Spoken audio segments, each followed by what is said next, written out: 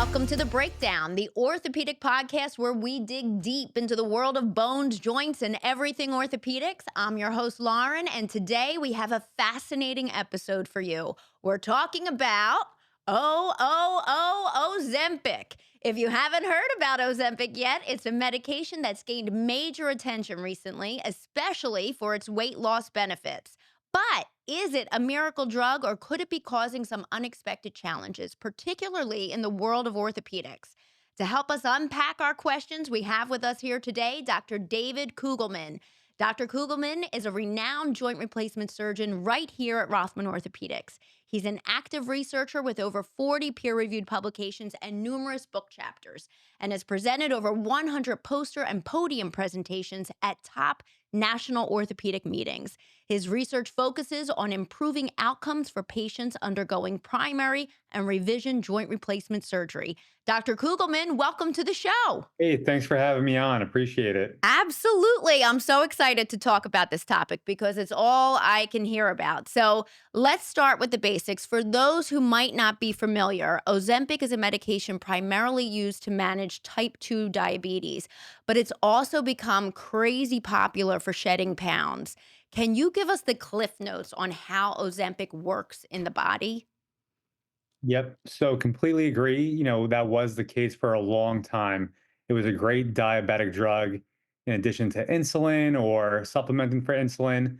And nowadays, in 2025, about 40 to 50% of people using Ozempic in the country, it's actually for weight loss. Right, right. So, it's been a pretty big switch. And what it does, it was invented for diabetes, like you were saying, and it acts as something called a GLP-1 agonist, and that What's the stands for GL? glucagon-like peptide. What is GLP? Because I hear that's I don't Yeah, know what it stands yeah. for. So glucagon-like peptide, Oh, basically, what okay. that does, that increases insulin from your body. Okay. So increase insulin, that will help decrease and control sugars. So what Ozempic does, you have more of an agonist for that GLP-1, so there's more insulin being released, and your sugars are more leveled throughout the day. So let's say we eat a big meal, our body will release a bunch of insulin, and then we'll have that sugar crash that people always talk Mhm. about. With something like Ozempic, it's more of a level type of approach, and it really keeps the sugars at a neutral level throughout the day. And what that does, that also decreases our hunger. Right. And that's where stuff for weight loss comes in. So it delays gastric emptying, which in turn makes us less hungry. And then we eat less and lose weight. Right. So every week I find myself reading something new about Ozempic. Recently I read that women who weren't able to get pregnant now that they've been taking Ozempic, they're popping babies out. Another article said that Ozempic protects against dementia. It can reduce the risk of heart attack and stroke, cut the risk of kidney disease, and it can even reduce addictive-like symptoms related to alcohol and smoking. And another thing that I read just last week was that it could add trillions of dollars to the economy because it could potentially lower healthcare costs and shift consumer habits. So, is this truly a miracle drug or is it too good to be true? My burning question is, has there been enough research behind it? And are we doing any research at Rothman?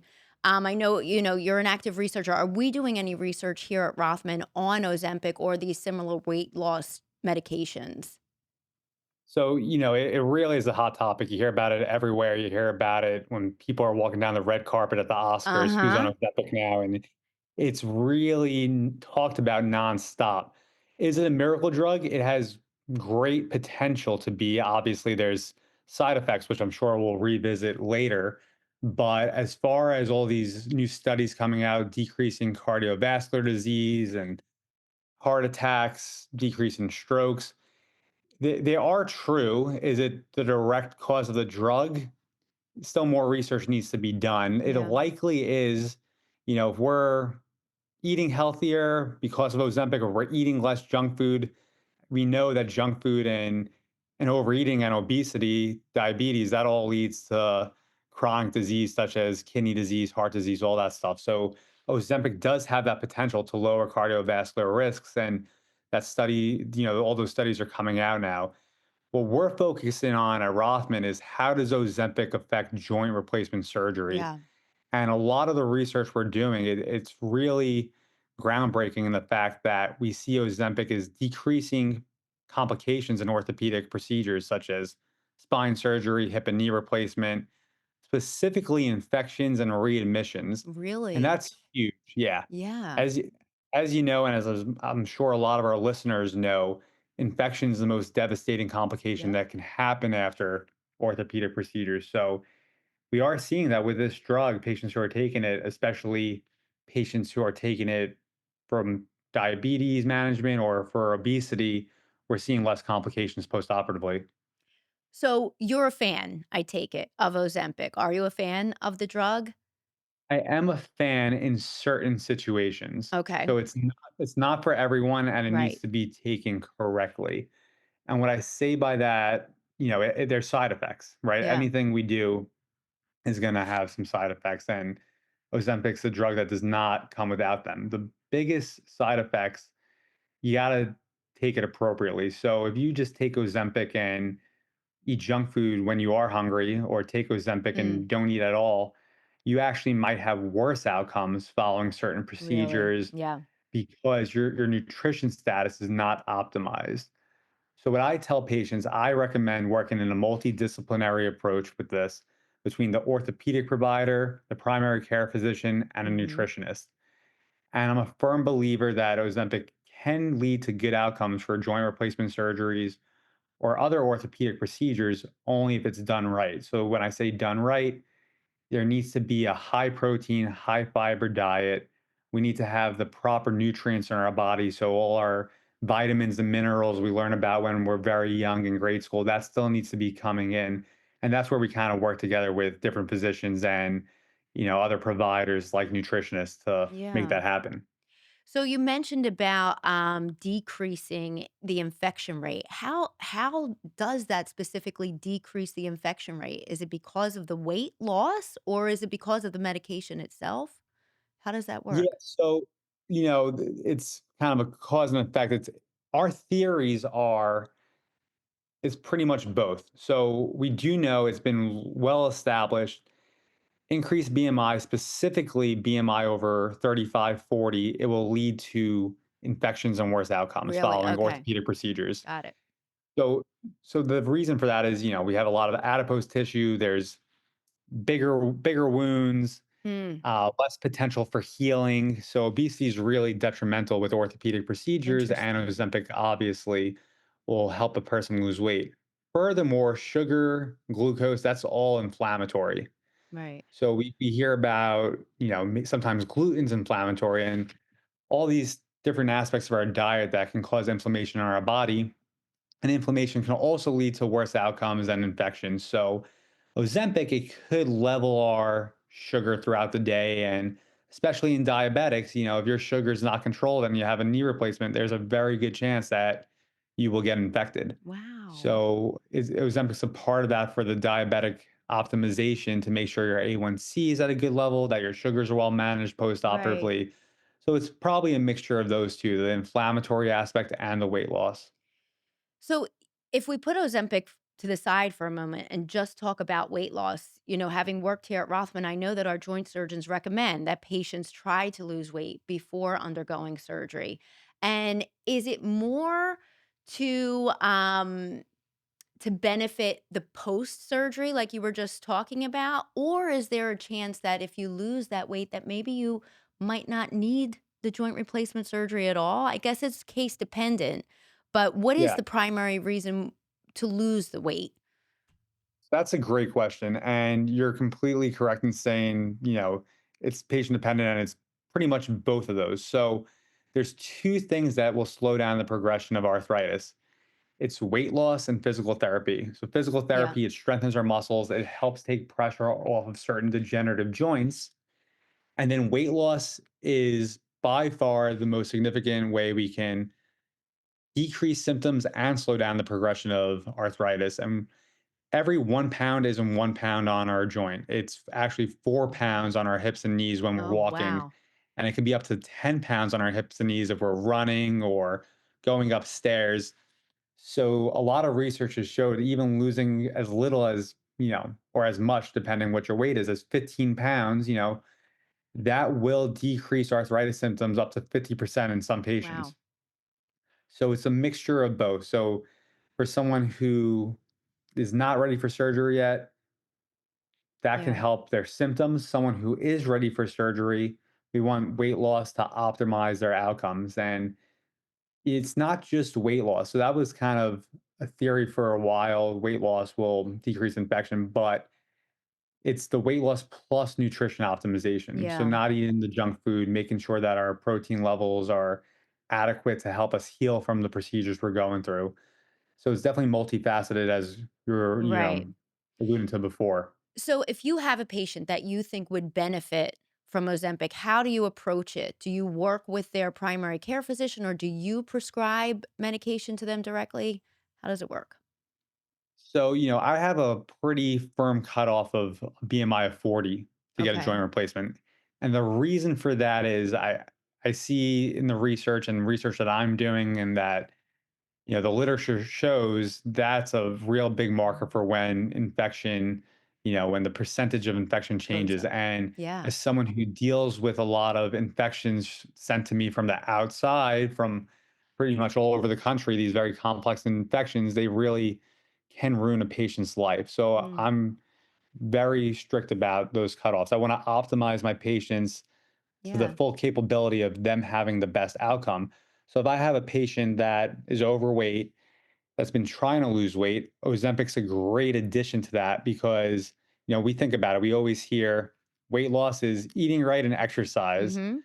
But if you have a painful joint and you can barely walk, how are you going to Right, exercise? and that's often the You know, and- complaint by patients where it's like, Yep. yeah, I'm in so much pain. How am I supposed to do this physical therapy when I'm in pain?" So Exactly. Exactly. I'm empathetic with everyone. It's really, I tell them it's pretty much impossible. Like, right. if you can barely walk 3 minutes without having to sit down, you're not going to go walk half a mile or get on a Exactly. stationary bike. So that is where Ozempic can really come Yeah, in and help these kickstart. people out. Right, right, right, right. So talk about some of the benefits that you're seeing with patients that are taking the medication, they're losing the weight. Have you had patients where it came to the point and you were like, let's you don't need the surgery right now. We can prolong it or, check back. And I guess it's up to the patient. Like from what I've heard is when you can't take the pain anymore, that's when it's time for surgery. Regardless maybe of what the x-rays or the studies show, it really comes down to the patient's tolerance. 100%. I always tell everyone I never treat the x-ray, I'll treat the patient. Right. So I can see someone that has terrible bone on bone arthritis. I look at the x ray before I go in the room. I tell myself, how's this person even walking? And they're fine. And then, Really? yeah. And then I'll have people who have, minimal changes and they're in significant pain. So I always exhaust non-operative management first. I think that's very Yeah. important. And for people who, are overweight and do have symptoms or signs of arthritis, I will try things like physical therapy, anti-inflammatory medications, exercise, and weight loss. And then Ozempic will come into play. Specifically, I bring it up with my patients that are BMI of 40 or Over above. 40. Right. Okay. And a lot of these patients, they have such debilitating disease and they've been trying to lose weight for years in order to get their knee Yeah. replacement or their hip replacement.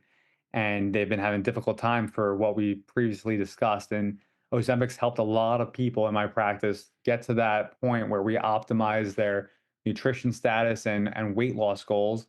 And then we get them their knee replacement with full optimization and as safe as they can be. Yeah. Talk about the speed at which the weight is coming off because I feel like you mentioned the Oscars and the red carpet, and it was like, okay, that celeb didn't look like that 2 months ago. Now all of a sudden they're skin and bones. They got the Ozempic face that they say. But is that an issue for how fast some of these people are losing the weight? And is that so? As I understand it, Ozempic is administered through a needle right in the abdomen that the patient would give to themselves once a week. So, is there a reason why some would lose faster as opposed to others? Or I guess it's the Yeah. other things that come into play, their diet and exercise and things like that. You hit it right on the nail. So pretty much the dose that you take Right? affect you. So, I always recommend working with the PCP or whoever's providing the actual prescription for Ozempic to tailor that dose and to always start slow. Right. So, for instance, a starting dose for Ozempic, I'm just throwing a number out there. It's usually five units. Okay. But there are some people that want rapid weight loss. And I hear about people taking 15 units off the bat, Oh, and wow. they basically they won't eat. Oh, And if you jeez. don't eat at all, you're not hungry from Ozempic. If you don't eat at all, though, your nutrition status is terrible. Right. So in all my patients who are on Ozempic, or if I recommend Ozempic or another weight loss drug like that, I make sure it's a slow and steady thing. You don't want to drastically Right. lose weight, because then we call it your nutrition labs, your albumin, transfer, and all these labs that we look at for patients who are obese and then lose weight, they'll be all wacky, and then you'll have bad outcomes from a joint replacement too. So it has to be slow and steady, Slow and and it steady has to be wins done the smart. race. That's Exactly. right. Eating healthy and making sure that while you're losing weight and you're not as hungry, your nutrition status is optimized. And how about the length of the medication? So, okay, you've reached your primary weight. I'm ready for my knee replacement. Should I continue to stay on the medication or am I okay to come off of it?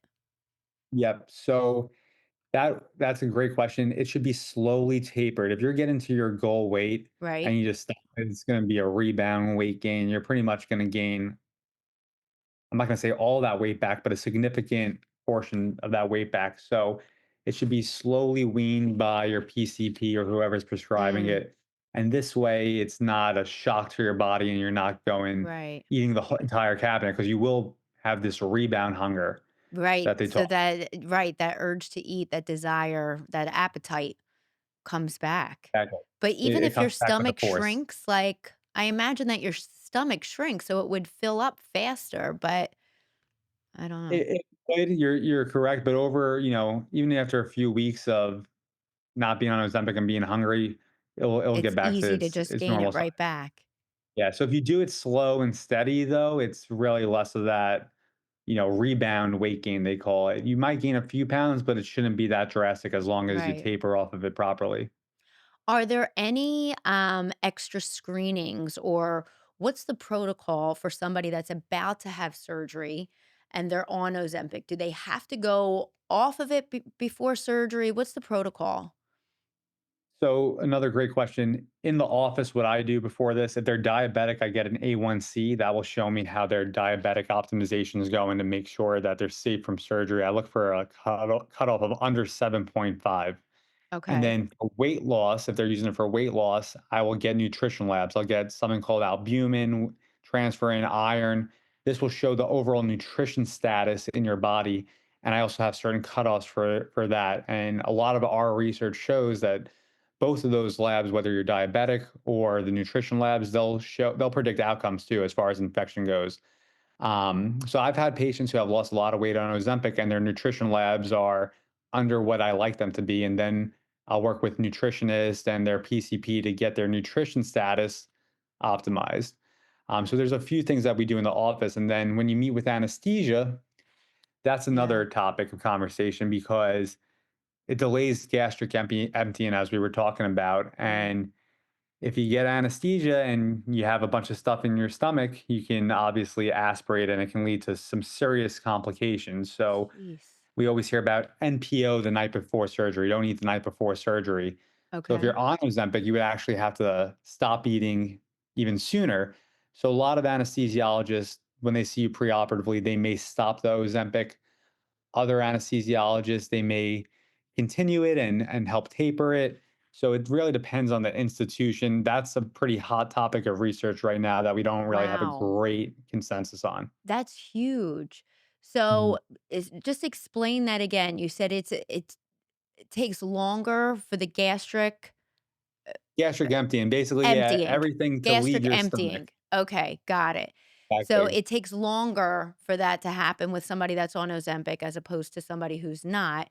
And if they were under anesthesia, you said there's the chance that they could aspirate. And that's, Exactly. yeah, okay. basically, throwing up for the better word, and that going down the wrong pipe. Right, right, right, right. Oh my goodness.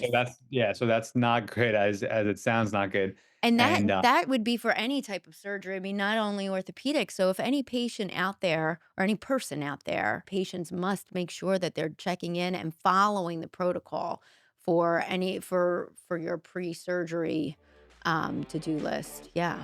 So let's recap that. Ozempic delays gastric emptying, which is the rate at which food leaves the stomach. This delay in digestion can pose a risk before surgery because it can lead to a higher risk of nausea, vomiting, or aspiration while under anesthesia. An empty stomach is critical for a safe surgical procedure, and delayed gastric emptying could interfere with this requirement. It's crucial that you inform your healthcare provider if you're taking Ozempic or a similar medication before undergoing any type of surgery. What are some of the negative effects that you're seeing with Ozempic? I'm reading about stomach paralysis, and that's a major concern. Can you explain what that is? Yeah, so the patients on Ozempic, they're most likely going to have some sort of GI symptom, whether that's vomiting, nausea, diarrhea.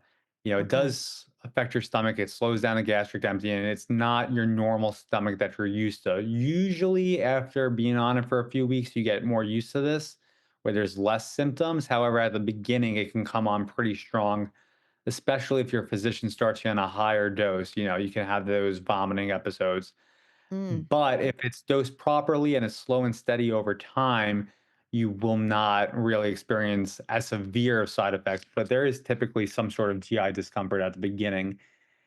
However, patients do get used to that after a few weeks. Yeah. All right. So my next question, have you seen any long-term effects on patients who've been on Ozempic for an extended period of time?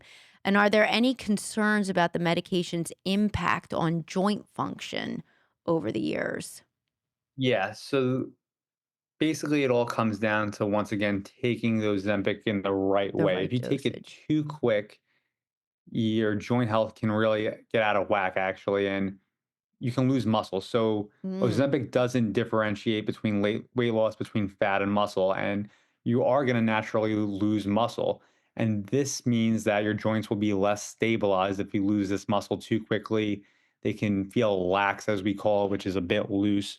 And you are more prone to tendon and ligament injuries if that's the case. So wow. I tell everybody, when you are on Ozempic, you want to continue the things you learned in physical therapy, continue strengthening your muscles, eating Right. those high protein diets. Are there Very any important. patients that you would not recommend? Like, have you had any patients that you saw and you were like, I do not recommend Ozempic for you? Yeah, so there's a few patients, this is pretty much a medical doctor decision, but off the top of my head, pancreatitis, that's a Mm, contraindication to take an Ozempic. If you have certain histories of cancer, it's a contraindication. If you have very severe kidney disease, and obviously pregnancy and breastfeeding, it's mixed literature. But for now, since there isn't as much research on it, it's not generally recommended. So, I kind of leave that up to the PCP, and that's why I think it's really important to work in those multidisciplinary teams. absolutely. And just to get back to the research side of things, how long should a clinical trial typically take? Like, I was reading, like, the average time of a clinical trial should be 10 years? Is Years that and years, years and years and years. Yep. right? So there's a lot of research on this topic, as we know. However, a lot of it's retrospective reviews and really not as high powered research as a clinical trial. And Right. clinical trials, they need to be highly powered, which means there needs to be a significant number of patients. We need to follow them over long periods of time to know the complications and what their actual outcomes are. And it needs to be randomized. So you need to have patients that are willing to undergo this randomization process where, somebody's actually getting the real deal stuff, somebody's getting a placebo. Placebo, So right. an actual clinical trial will take years and years to get good results. Right. Where would you recommend patients find this information, this research that's being published? What's a reputable source for patients to go and read more about this? So sources are hard. You can kind Yeah. of just Google anything these days and And you'll right, get and the AI just generates whatever however that works, and I feel like a lot of people are relying on that AI data and not really getting to a reputable source, for sure. It needs to be realistically peer-reviewed publications, and peer reviewed. to an average patient that's not a medicine is basically talking in a different language. So what I recommend to everybody is talking to your actual physician about this. They Yeah, can give you the up-to-date research on it that has been peer-reviewed and that they're well read on. So it's pretty difficult to get good information online because you'll read a little bit of everything. So I always recommend talking to your physician on this. You don't be your own Dr. yeah, Google right. and bringing it up, especially with your primary care physician. Yeah, and I mentioned your peer-reviewed publications that you authored in the beginning. Can you explain to the listeners who may not know what that means, what a peer-reviewed publication means? Yeah, so that's pretty much our highest level of research. It's you write a manuscript, you do your original research, and then it's reviewed by experts in the field. So it's not so for orthopedic specifically, it's reviewed by orthopedic experts in that specific subspecialty, From and it across goes the country or from from across the world across even. the world, Yeah, right, across the world, and it goes through a pretty, arduous process with feedback and then revisions and back and forth until either the reviewers think it's accepted for publication or if it's not appropriate research. So it's a long, long process right. that even that can take up to a year to get something Yeah, published. So it needs to meet, ethical and good research standards in order to get it done. And that's pretty much the best type of research. So that's why you want to talk to your physicians about it. It's not reading something in the New York Post. It's in these medical journals and right. sources like PubMed, which are good sources for providers to look at. Patients would have access to that. I mean, even though it's a medical journal, PubMed, anybody can really access PubMed, right? You could, To you go could, and read the study if they were interested in maybe decrypting the terminology that was in there. 100%. You could probably Yeah. put one of those studies in Chat GPT and it could help Exactly, you. and say, "Teach this to me like a Yeah. 3rd grader." Exactly, exactly. You could say, make this sound like, it's for a third grader. Right. So actually, that's not a bad play. Yeah, yeah, and we'll be sure to reference those studies. I know you're working on a blog that we're going to post to our site that we'll be able to reference for patients, Yep. for more information on this. Briefly, let's talk about insurance coverage for this. So it is FDA approved, so insurance covers it for diabetic patients, but do they cover it for weight loss also? Do you know? It's tough. It depends on your insurance. So Okay. one, it depends if your insurance covers it. Some do, some don't. A Yeah, lot do not.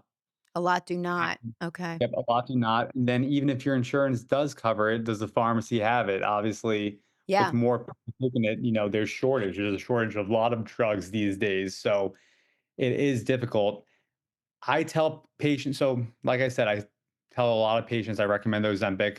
They all talk to their PCP. I would say it's honestly 50-50 for my weight loss patients if they are going to get it prescribed and covered by insurance. Wow. Yep. Yeah. So it's tough and it's a sad thing because it really does help. But for patients who can't get it covered by insurance, I have patients who will just pay out of pocket and it's extremely expensive. Right. And there are other providers I'll refer patients to that do provide Ozempic just and for decreased cost compared to the insurance market. So there are ways to get it even when insurance covers it that are legal and prescribed and managed by physicians, just not through the commercial insurance. Right. Well, this was great. Thank you so Well, thanks for having me much. on. Appreciate Yeah. it. Dr. Kugelman, thank you so much for your time today. This certainly is a hot topic, and we appreciate your insight. To our listeners, if you're considering Ozempic or any weight loss treatment, be sure to talk to your healthcare provider. Please stay tuned for more episodes and feel free to send in your questions. Until then, stay healthy, stay strong, and take charge of your health. I'm Lauren, and you've been listening to The Breakdown.